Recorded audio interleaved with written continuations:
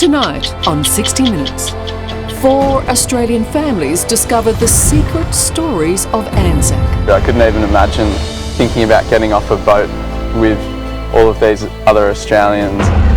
The kindergarten friend who saves his mate. He happens to be in the same little part of the battlefield, remembers him. Can I help you, mate? But no one knew until a chance encounter. My uncle actually saved your father's life. A great nephew uncovering the truth You shouldn't have been in this country, let alone in the ground. about a boy who should have been at school. The youngest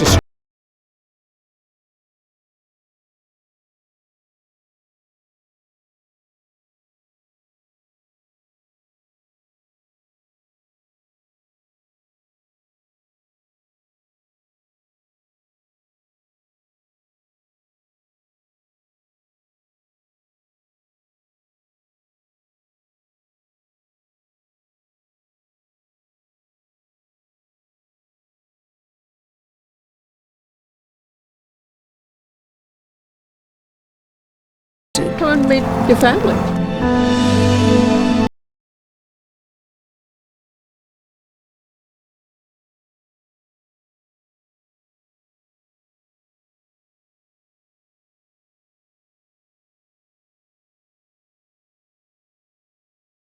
Evening and welcome to a special edition of 60 Minutes.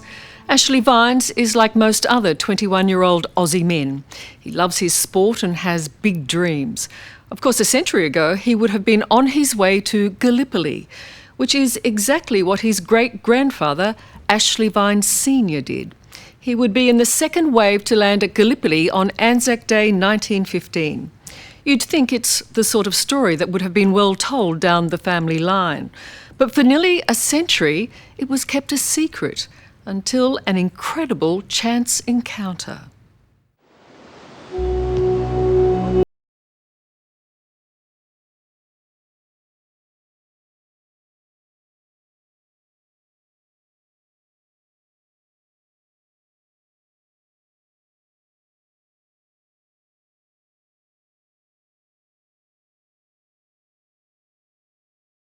One day leaping for a mark, and the next dodging bullets in a trench.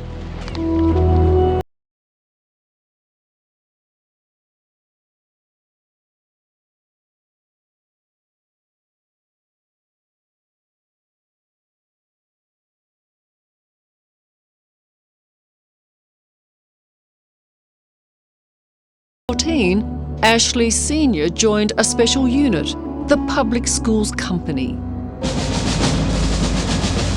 They were schoolboys 1 minute, Anzacs the next. Landing on day 1 at Anzac Cove, when blood soaked the water and mighty cliffs stood in their way. The day that war took revenge on their wild imaginations.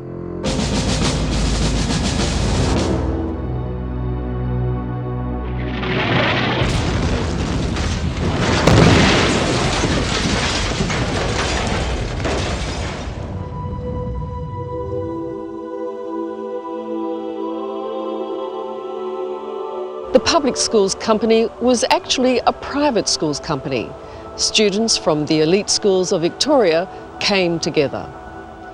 They were young boys really, their final years of school just behind them.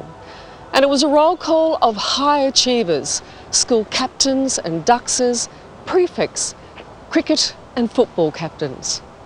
You can only imagine how they felt, imbued by the best education, knowing nothing but success.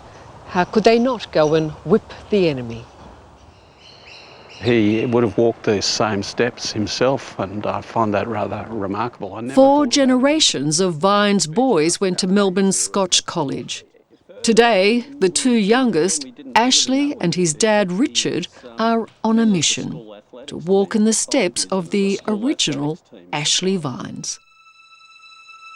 School records show he was a top athlete, a first 18 footballer, and the captain of cricket.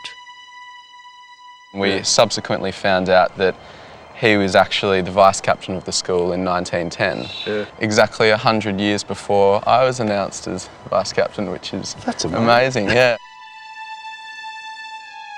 We called in top Anzac historian, Dr. Michael McKernan, to explain what happened after Ashley and his mates left school. Initially they thought, well, let's stick together. Well, boys from Scotch, boys from Melbourne Grammar, boys from Xavier, etc. Why don't we go into form a public schools company and we'll fight together? And Scotch boys were in it, as indeed was your grandfather, your great-grandfather. Yeah, it's amazing the impact that war has.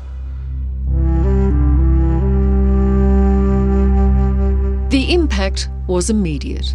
The announcement came on a Saturday as Melbourne Grammar played footy against Xavier at the MCG. The news of the war got to the ground, they stopped the game and thought, what do we do? I mean, what happens now? There was something much more important or, you know, that just took their minds completely off their footy.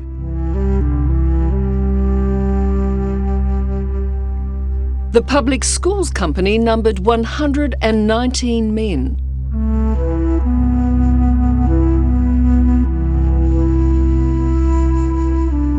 They joined 21,000 Victorian recruits at Port Melbourne.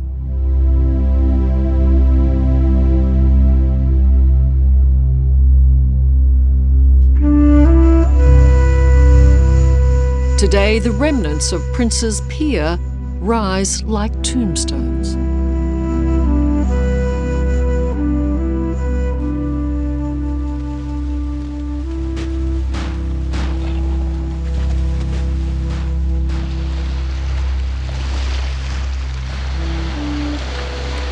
We all know now that the first Australians arrived before dawn at the wrong beach and that the enemy was waiting. Ashley Vines and his public school company mates were in the second wave of landings. They would have seen the dead and wounded being ferried out as they were coming in. And it would have been clear to Ashley Vines that this was a mission not going to plan.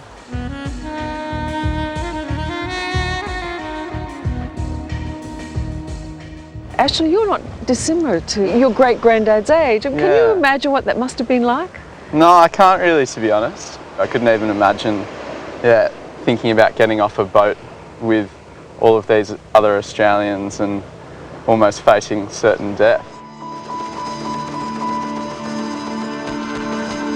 At first, they made good ground.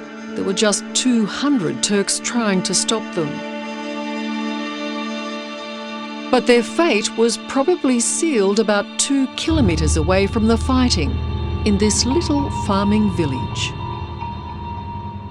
Why are we here, Michael? Yes, that's a good question. We're coming up towards Kemal Ataturk's house. Mustafa Kemal Ataturk was an up-and-coming military genius who roused his men just as the Turkish line was about to collapse. So as Ashley Vines is coming ashore, That's right. Ataturk, He's waking up. had he not? If he'd slept on, I think we'd say the campaign might have gone very differently indeed. And this is where he happened to be. He was sleeping, and somewhere in here he sprang out of bed and began the actual defence of his homeland, and he individually rallied. He went amongst the troops and they said, "But sir, we have no bullets." And he said, "You've got fists, you've got rifle butts, just get at it." And that was, again, a crucial moment. How many Turkish men were there? Oh, by mid-morning, thousands. Yeah. Thousands. Once it's established, the Turkish counterattack is ferocious. And the Anzac advance is in chaos. Soldiers are separated from their units and their officers. They don't know what to do or where to go.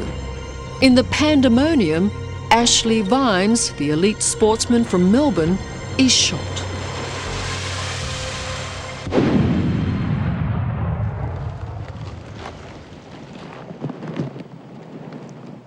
He is severely wounded. He loses the sight of an eye. An artery is severed. He's probably going to die.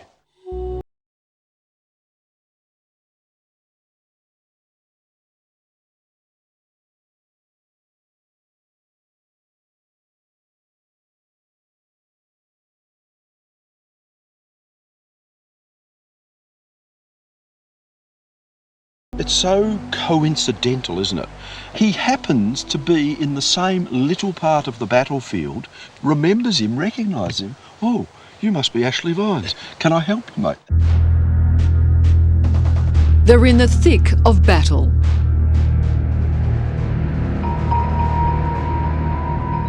The hill they're on, known as Baby 700, changes hands 5 times during the day.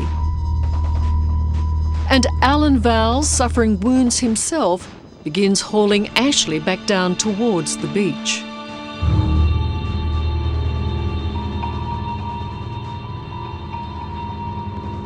You can get the distance from here, you can see how far he had to go. And he must have looked awful because he's lost so much blood. So begins 5 painful hours, up and down ridges and ravines. 5 hours of blood, bravery and bullets. Vines and Vowles, who probably sat next to each other in roll call as young boys, now fighting for survival. I'm absolutely gobsmacked that Alan Vowles and your granddad and great-granddad did that. Yeah, it's incredible. I mean, I look at that and I go, really? My How gosh. did that happen? Yeah. It must have been just extraordinarily hard work. National? Is it what you imagined? No, it's not. But I didn't envisage this at all. It's this type of terrain just seems impossible. To now see what Alan Vowles did in terms of helping Ashley down to the beach, it just makes that story that much more immense. Yeah.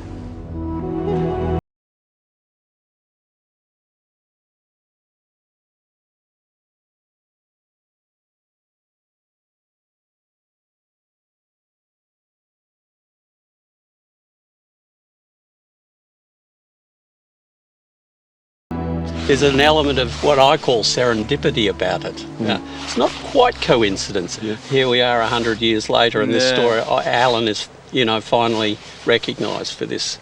And the thread of life was so thin here 100 years ago, and nothing of this might have been for us.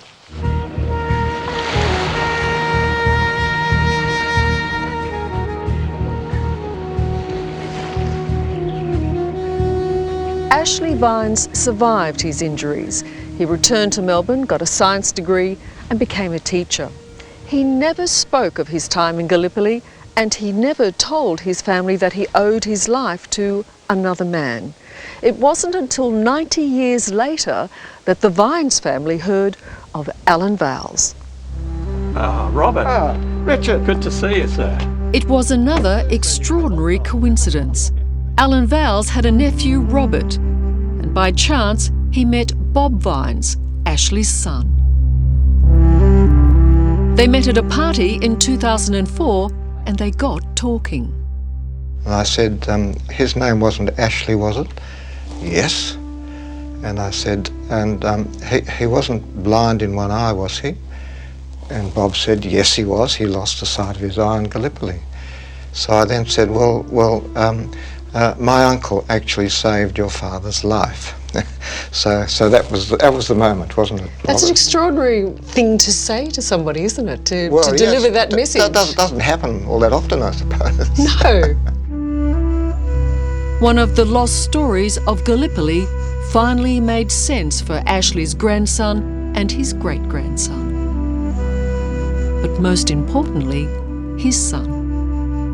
When I found that I was completely up the creek, You thought you knew it all. I got a big surprise. So you never asked him? You knew that he had this glass eye, you knew that he had been injured in the war, but you never asked what happened? Well, I never really knew because he didn't discuss things with me.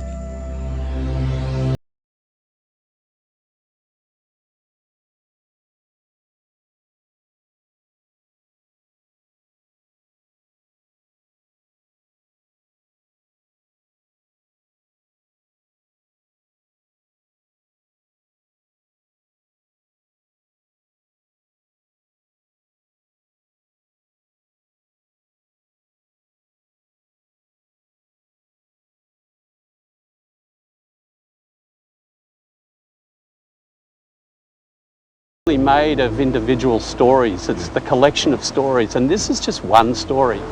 I'm feeling quite moved in the sense that, you know, my grandfather never talked to my father about this.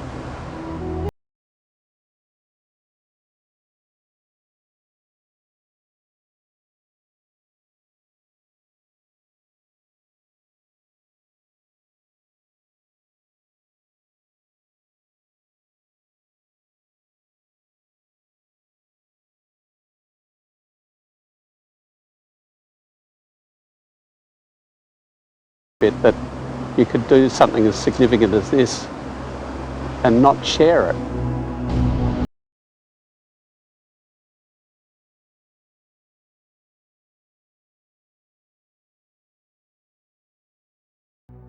Coming up, the hidden diaries I'd love to have met her. of a hero nurse, So you've been struggling to fill in the gaps, have you? Yeah, I'd love to know who I am. revealing a secret family he never knew existed.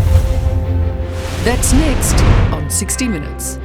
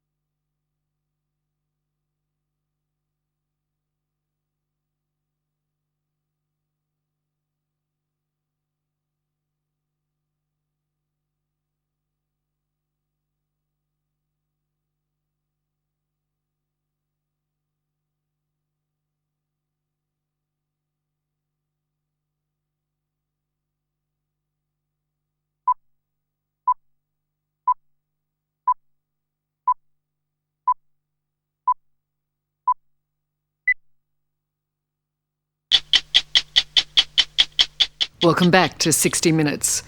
Graham Mitchell has been searching for a very long time. In fact, most of his life. He's been looking for the woman who was like a grandmother to him. Sister Anne Donnell was of short stature but cast a long shadow. When the Great War broke out, Anne signed up for the 3rd Australian Field Hospital. And Anne was a mystery to Graham until he stumbled across a series of hidden diaries she kept throughout the war. They would change Graham's life and, a century on, lead him to a family he never knew existed.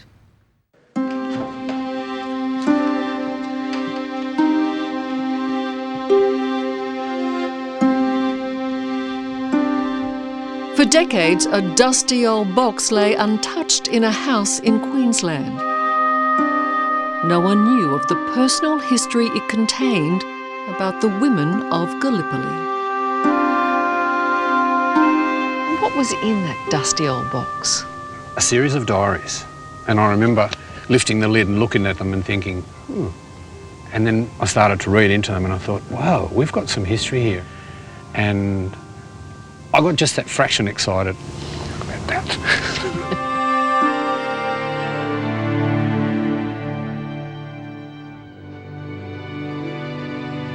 Graham Mitchell from the Sunshine Coast uncovered the writings and photos of wartime nurse Sister Anne Donnell. The diaries bring an epic tragedy to life. Grim stories from a tent hospital near Gallipoli.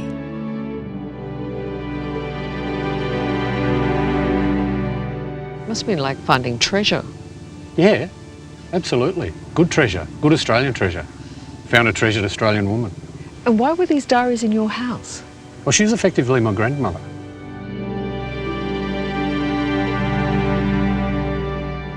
This laddie in the corner, I thought he should have some special care. And I told him he would be mine until his mother came. He gave me the loveliest smile. But next morning, his bed was empty. Just another one of many there that had made the supreme sacrifice. Give me a thumbnail sketch of Anne Donnell. 39, from Cherry Gardens in South Australia, enlisted World War I as a nurse and a very proud Australian. She was a single woman? Yes. No children? Well, my mum was given to Anne, so I suppose she had one. After her war service, Anne Donnell took in and raised Graham's mother in remarkable circumstances. For Graham, it's always been something of a mystery.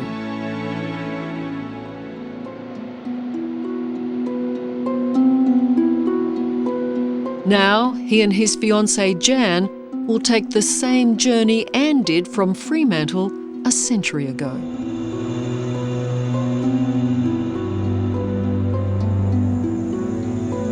So this was the starting point? This was the starting point. This is where it started for her and where it finished for her. Tough.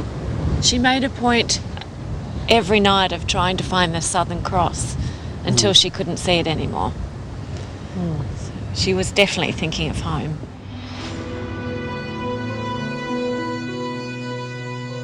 Now we have left dear old free Australia behind, all our letters will be censored.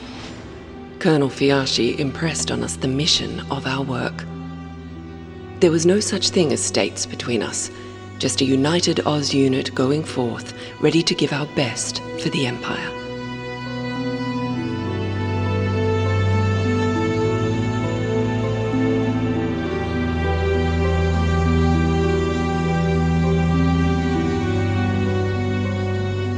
Anne Donnell wrote in great detail about the voyage. She couldn't wait to get to the front line, which for nurses was here on the Greek island of Lemnos. It is so close to the coast of Turkey, the nurses could hear the battles raging in Gallipoli.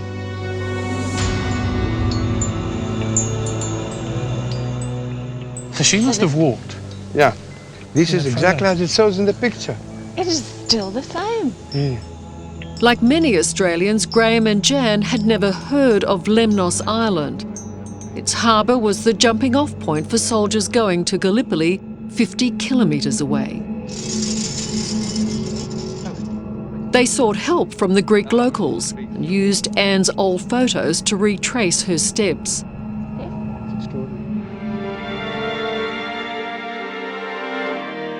This was a soldier's funeral, but before long the death toll would rise into the thousands and there would be no more time for funerals. Thank you very much. Most of the photos depict a desolate, windy slope by the harbour that became the 3rd Australian General Hospital. Graham and Jan were desperate to find it. They were driven to a deserted corner of the island, to an old farm with a few dogs and goats. No one lives out here in the relentless freezing wind. The facilities were primitive, and that's really stretching the word primitive. It was horrible. All that remains today is a rectangle of rocks that formed a foundation of sorts for the tents. After all. Look. Here? Ah. Okay. Yes, we can see that. It's here. That's amazing. 100 years later. It's amazing. That's incredible. Here in hospital. Yeah. Yes. So the beds and soldiers. Yes.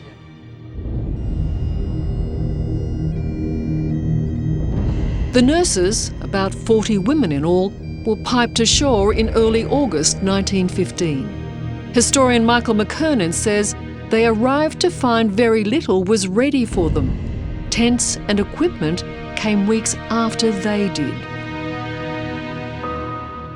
I think it's extraordinary seeing those photographs of people sleeping on the ground. Well, the hospital was designed to take about 1,000 men. I don't think it was ever less than about 1,200. So they had mattresses on the ground. So get a bed if you can, get a mattress if you're lucky, but otherwise there's a patch of ground over there, but somebody would have had to have cleared the rocks away.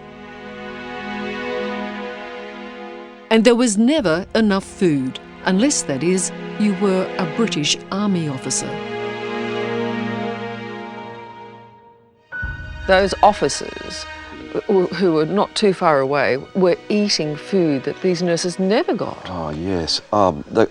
Yes, that is right. And of course, some of them were invited to the officers' mess and saw for the first time in months fruit and chicken and meat, real meat, you know, not bully beef out of tins. Well, I just don't know how anyone can sit down to a lavish meal knowing full well the nurses are on rations and are hungry, are starving. They're on half rations. It's officially ordered that they will receive half rations, and you're tucking into a 5-course meal?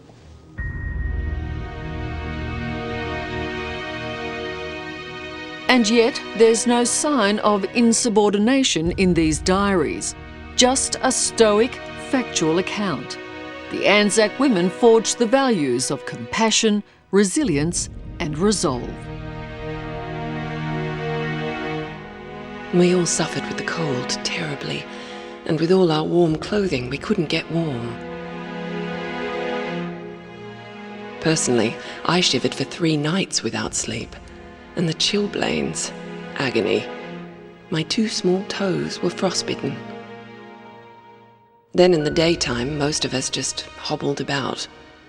I heard one boy say as he saw me, "She won't stick the winter through." He exactly expressed my feelings. Creating words in the middle of the night, as cold as they were. They wouldn't have got clothes like this. No. Bitterly cold and hungry and tired. No, you're making me cry. Tears? Yeah. I just imagine the work that she did here, and that she got up every day and put a smile on her face because her main thing was looking after the Australian soldiers. I couldn't have done it. There's heaps of stories about guys, and I'm not taking away from what men have done at all. I wouldn't do that. But there's nothing, no, there's very little. I think the point is that there were men and women at war. Yep. Yes. And Danelle was one of the... Yeah. We don't often hear about the nurses who played such a crucial role in war, and Anne was one of those. Mm. She was the little pocket rocket. Yeah. Perhaps her toughest job was nursing young soldiers only to see them return to the fight.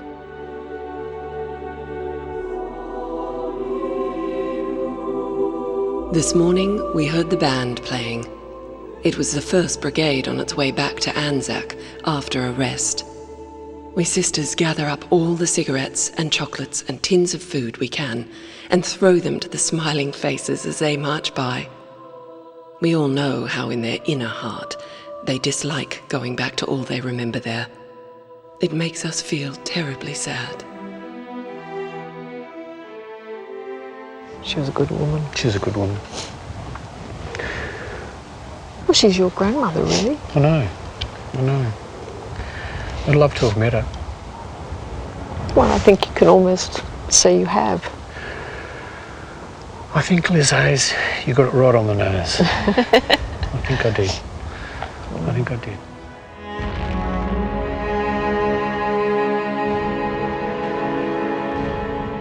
After Gallipoli, Sister Anne Danelle went with the hospital to the Western Front.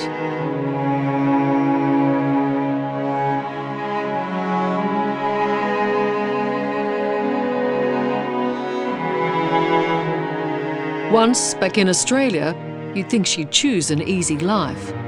But Anne went to the frontier mining town of Kalgoorlie in outback Western Australia to work in infant welfare.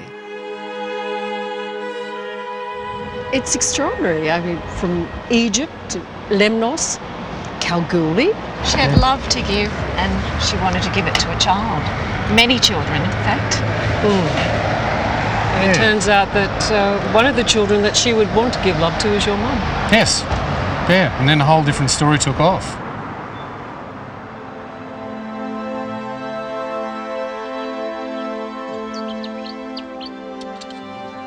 Graham's story, his link to Anne Donnell, can be traced back to here, the Karitane home in Kalgoorlie, where Anne Donnell delivered the baby who would be Graham's mum. There's the stairs. Yeah, I know that, but I don't know that. Graham has never heard the full story. So you've been struggling to fill in the gaps, have you? Yeah, I'd love to know. To know how your mum came to be with Anne. And who I am.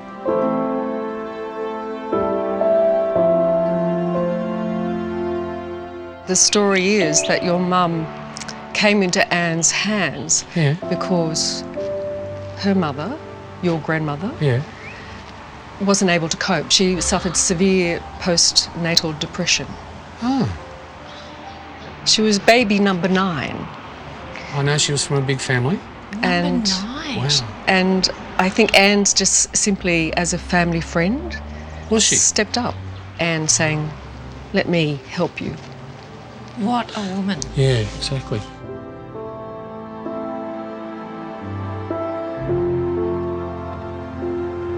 Hello. Hello. How are you feeling? We discovered this from an uncle and auntie Graham never knew he had. So we took Graham and Jan to meet them at their home north of Perth. Come and meet your family.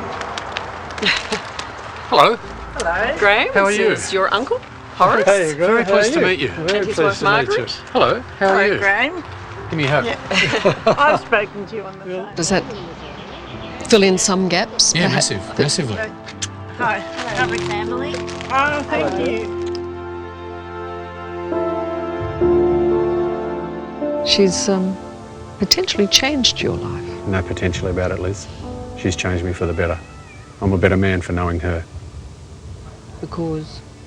Who she was, what she did, how she stood. She's a hero.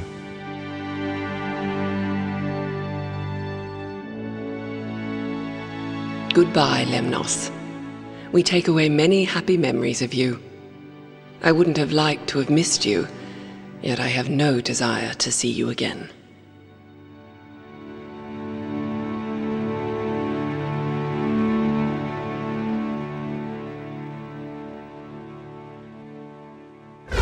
Coming up, baby face. That is a baby face. Smuggled off to war by a priest. He wants to die. He fights his way into the front line. The youngest Australian to fight and die at Gallipoli. He shouldn't have been in his country, let alone in the ground. That's next on 60 Minutes.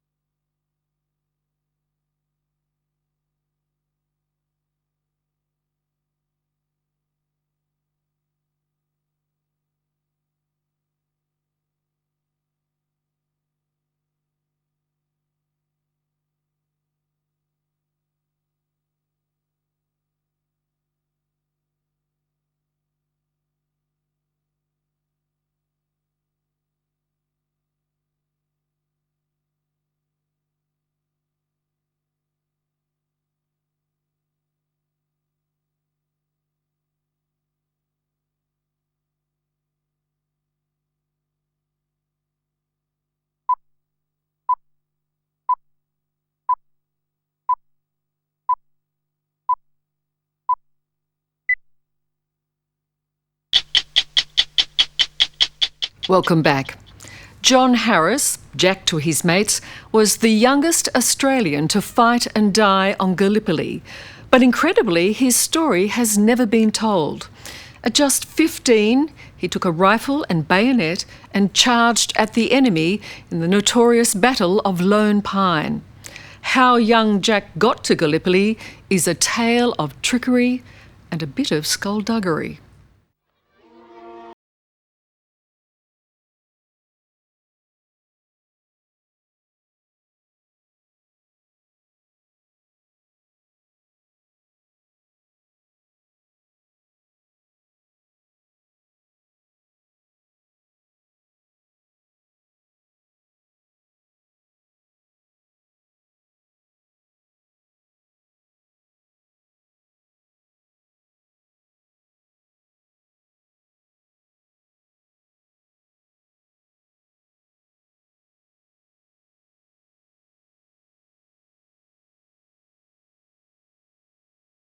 you know, spindly legs.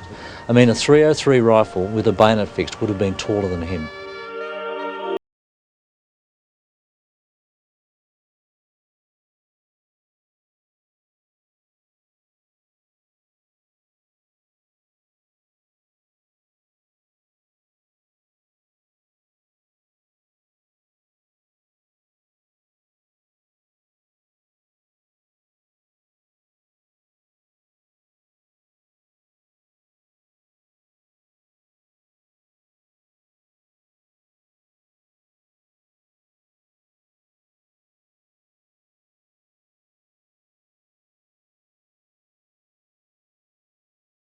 When this boy went and enlisted, how come somebody didn't look at that face and say, "You're kidding"? Well, that's a story we have to find out.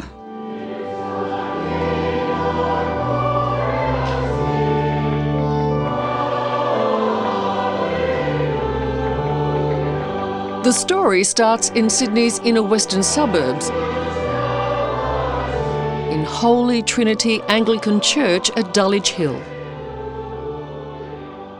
Naught can separate us from the love of Christ, neither tribulation, nor distress, nor persecution. Jack Harris and his parents sat in these pews to hear the fiery sermons of a clergyman, Irish-born Reverend Everard Deege-Latouche. For I am persuaded that neither death, nor life, nor... The preacher was desperate to swap his clerical collar for an Anzac uniform. Which is in Jesus Christ our Lord.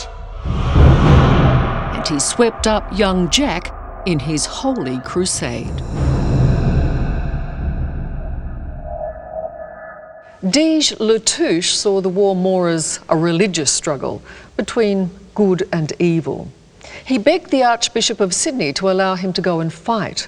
The Archbishop refused, but Latouche went anyway and took young Jack Harris with him.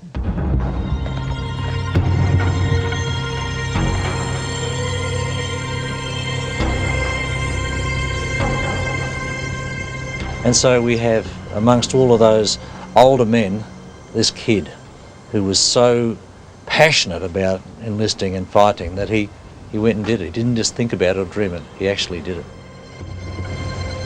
Retired Army Major General John Cantwell fought in Iraq and went on to run the war for Australia in Afghanistan. So, that's it. That's Anzac Cove. Oh, look at this place. This is his first visit to Gallipoli. We've brought him here with Anzac historian Dr. Michael McKernan.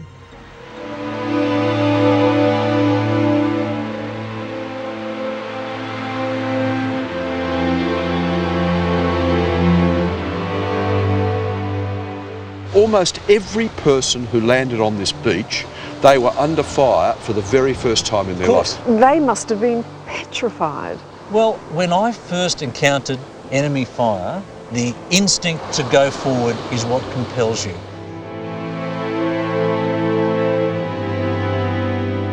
Only later, if there is a later, do you have a chance to reflect and you see your hand shaking and you realise what you've just been through.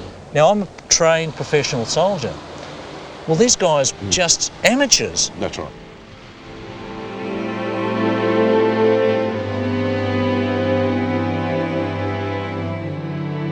They didn't come much more amateur than Jack Harris.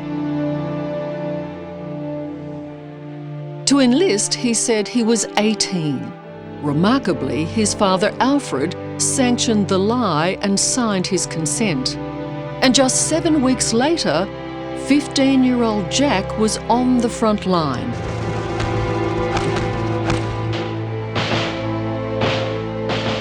On a spectacular but deadly plateau with a single pine tree. When he arrived here, surely somebody said, "You look pretty young." Well, he does look like a little boy, and I can only assume that the diggers just cared for him, took him under their wing and perhaps attempted to keep him safe, but there was nowhere to hide.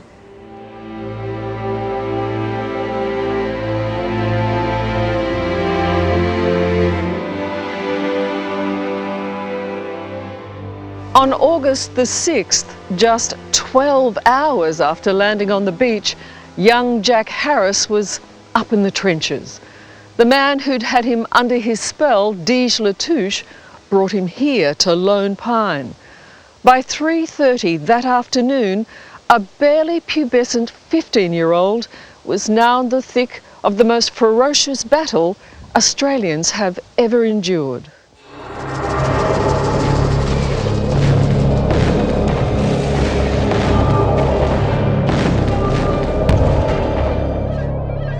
This is a matter of fists and rifle butts and clubs. They couldn't use bullets because it was so close and they were all so mixed up that if they used bullets, they'd stand the risk of shooting their own. Of course, this is news to you, isn't it? It is, all of it. You've got no real knowledge. No, and this adventure here is just, amazing. Well, it's just begun. Come with us.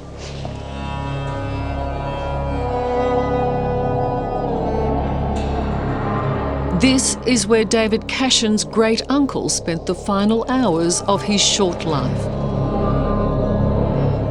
The enemies were just 90 metres apart.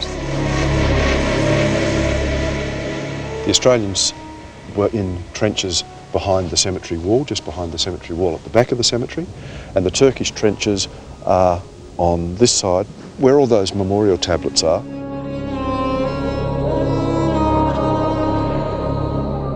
The Australians attacked first. They got into the Turkish trenches, bashing, choking and bayoneting. Among those shot in the first few hours, Jack Harris and the man who egged him on to get here.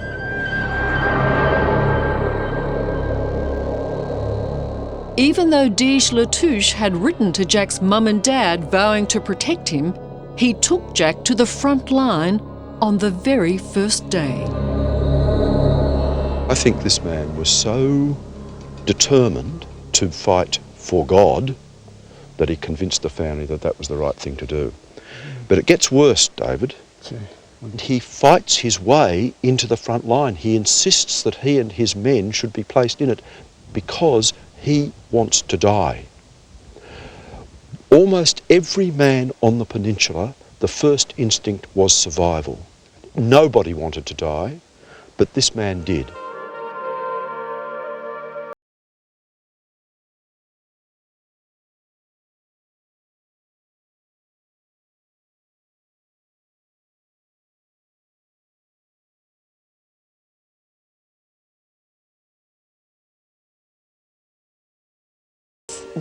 That's this. Yeah, that's this is him. this man. Yeah. Right. Your great uncle would not have been here, I don't think, if it wasn't for this man. That's right. That one's a bit hard to get their head around. Yeah. The question I've got is if this is his grave, where is the grave of John?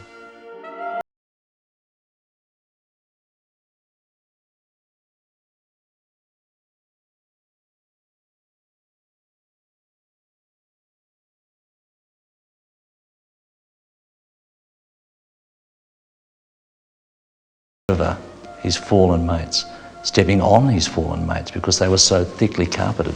And we grieve over 41 soldiers from Afghanistan. Well, they were losing that many, by the minute on some occasions in the First World War. So how does a young boy do that? It's quite humbling to think about.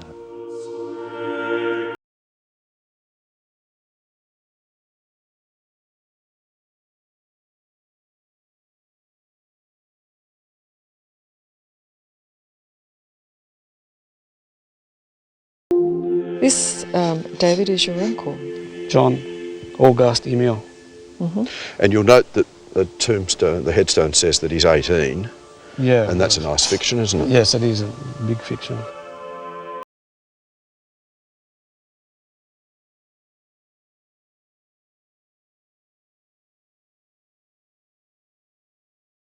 Missing, believed killed. Later, a Red Cross report said he'd been seen lying just outside the Turkish trenches, severely wounded.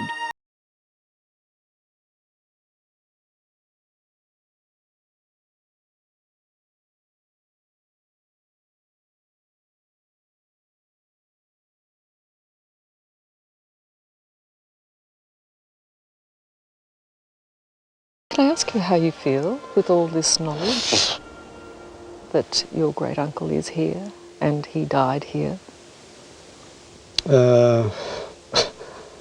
It's difficult to put it into words, to be honest. I mean, the last thing was I'm shaking from that. Yeah, these are difficult stories to tell. You have a great uncle that should never have been here. No. He shouldn't have been here. He shouldn't have been in this country, let alone in the ground.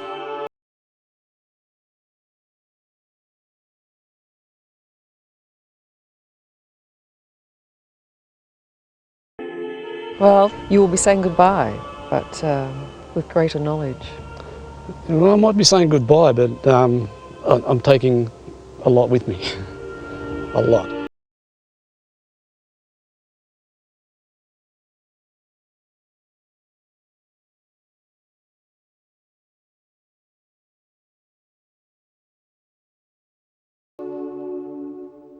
Up next, one Dr. Charles Snodgrass Rye, the Aussie doctor My Australian hero, I say. who fought for the Turks. It's a gem to have found this story because I had never heard it. I'm sure most Australians have. That's next on 60 Minutes.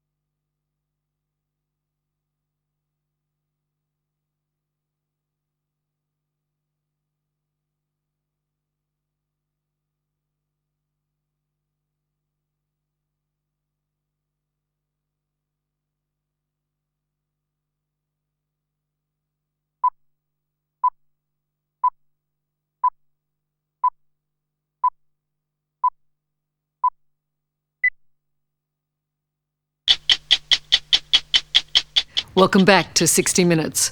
From the outset, the Anzacs and the Turks formed a warm respect for each other. They were all young men fighting someone else's war. But one Australian shared the strongest bond of all. Dr. Charles Ryan, quite incredibly, fought for both the Turks and the Aussies. And for one day at Gallipoli, he turned foes into friends.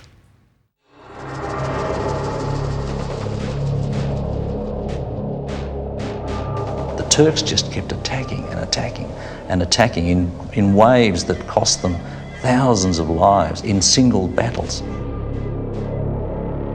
One of the most ferocious battles came just 3 weeks after the Anzacs landed. In a pre-dawn onslaught to push the Anzacs back into the sea, the Turks suffered a devastating blow, but one that would see an extraordinary moment in this deadly campaign. It's a gem to have found this story because I had never heard it. I'm sure most Australians have it.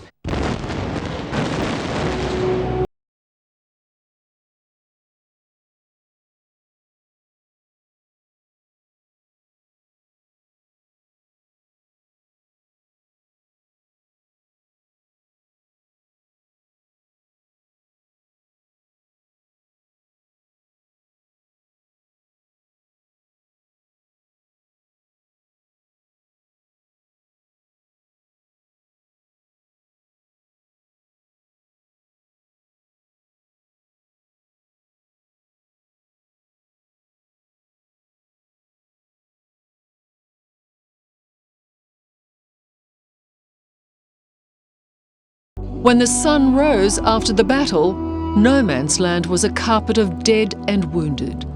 The death toll was gruesomely lopsided. The Australians lost 126 men, but they'd mowed down nearly 10,000 Turks in 3 hours.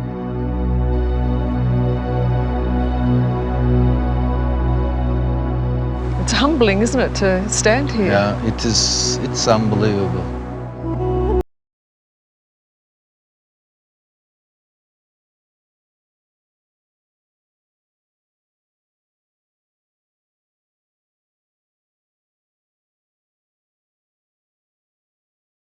So a Turkish officer with a white flag approached the Anzacs. This is negotiating for the Yes, truce, this- blindfolded? Blindfolded, yeah, of course. Together they go to Anzac headquarters to talk about the conditions of the truce. And a couple of days after that, they had the truce.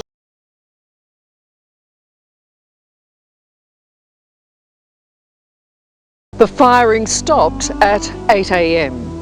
Men from both sides put down their weapons and climbed out of these trenches to begin the dreadful task of removing the dead.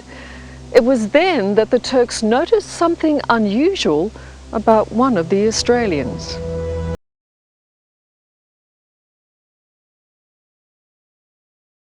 They see a face. Yeah, They put see a face to the enemy. Exactly. One Dr. Charles Snodgrass Ryan. Yes. My Australian hero, I say.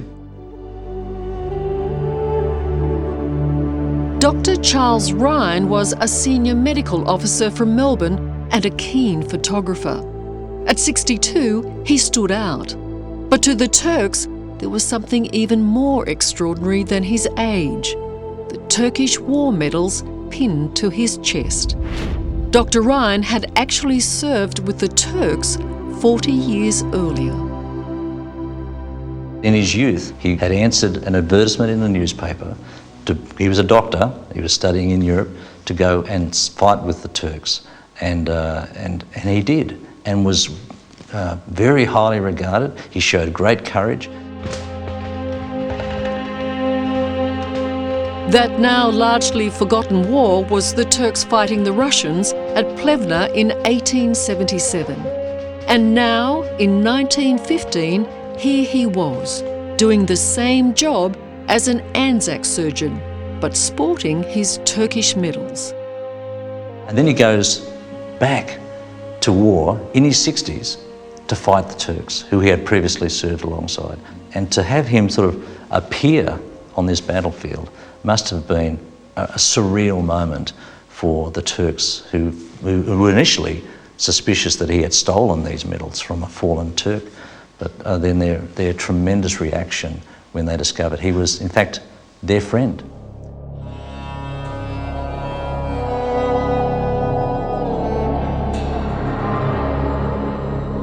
So revered was Dr. Ryan by the Turks that they did an incredible thing. They allowed him to walk freely with his camera behind enemy lines as they buried their dead.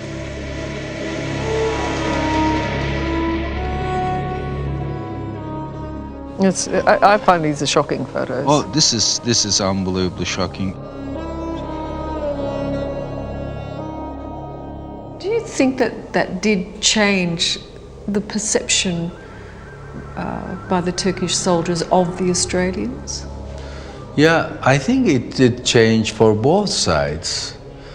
Now they have a face for the enemy, just like themselves. 2 eyes, they can smile, they can talk, they can offer a help, they can maybe offer a small gift to each other.